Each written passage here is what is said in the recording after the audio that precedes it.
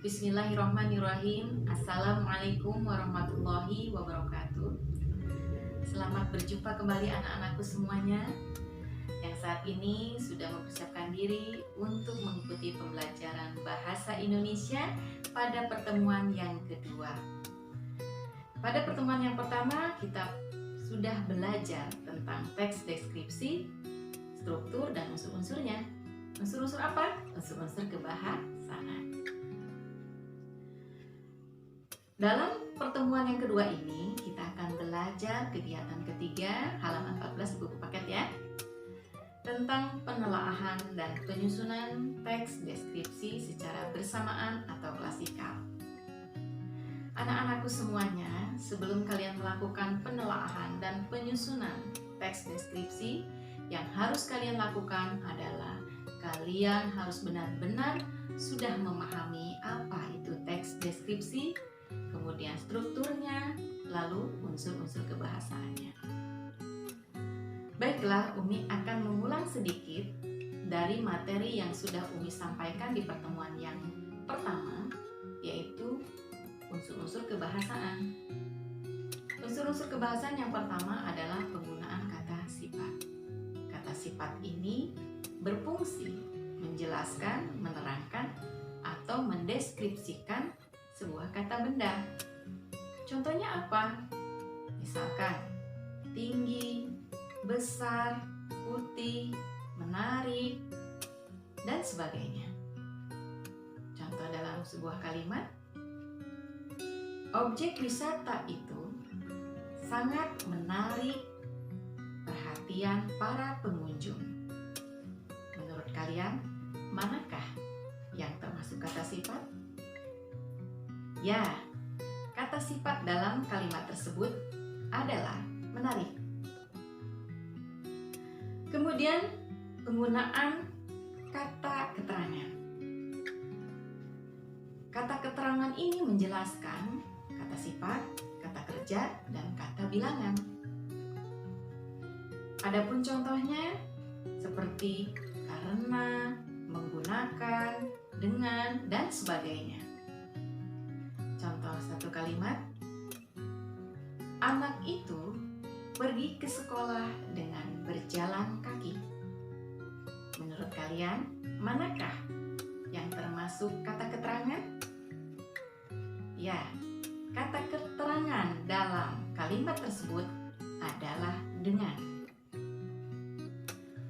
Kemudian penggunaan kalimat rincian.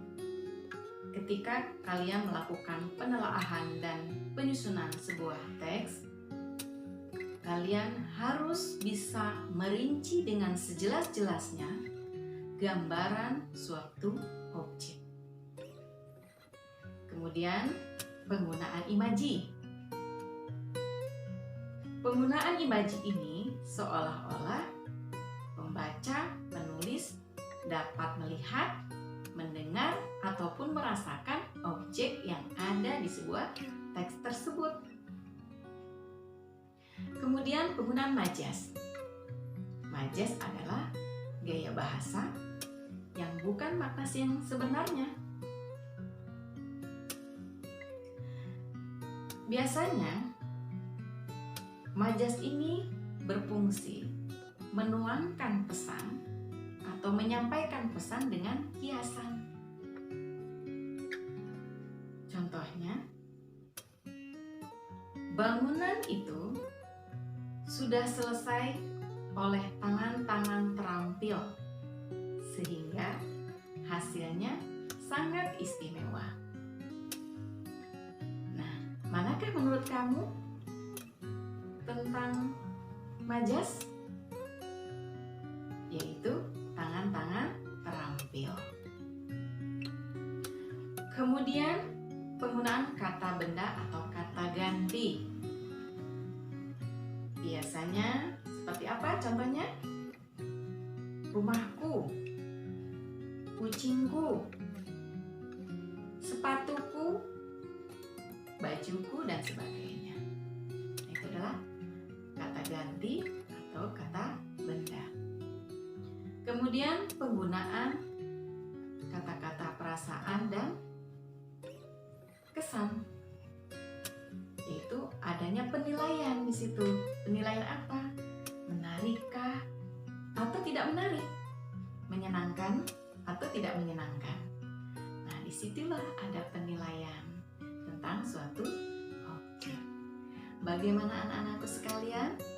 Sudah pahamkah materi yang Umi sampaikan? Mudah-mudahan kalian paham semua ya. Baik anak-anakku, setelah kalian sudah mempelajari materi tadi, tentunya kalian dapat melakukan penelaahan dan penyusunan sebuah teks.